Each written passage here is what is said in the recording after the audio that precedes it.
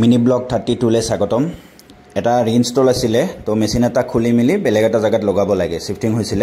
তো আউটডোৰটো এনেকৈ খুলি দিলোঁ, অলপ প্ৰেছাৰ ৰিষ্ট'ৰ কৰিলোঁ, ৰিষ্ট'ৰ কৰি এনেকৈ ইনডোৰ চিনডোৰ বেলেগ এটা জায়গাত আনি পেলাই এনেকৈ ইনডোৰ চিনডোৰ লগাই দিলোঁ। বেছি দেখুওৱা নাই বাৰু, এনেকৈ এইখিনি আৰু কমনে, গতিকে ইনডোৰটো লগাই দিলোঁ। এনেকৈ আউটডোৰটো বঢ়িয়াকৈ ছেটিং কৰি দিলোঁ। তো ছেটিং কৰাৰ আগতে মেচিনটো বঢ়িয়াকৈ চাফ চিকুণ কৰি লৈছোঁ, মানে য'ত আছিলে মেচিনটো তাতেই ধুই মিলি আনি পেলাই ইয়াতে বঢ়িয়াকৈ লগাই দিছোঁ এনেকৈ আউটডোৰটো।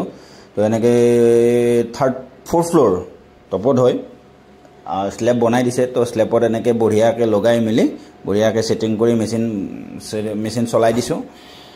বেলেগ প্ৰব্লেম নাই, প্ৰব্লেম নহয় বাৰু, এইটো ৰিইনষ্টল আছিলে।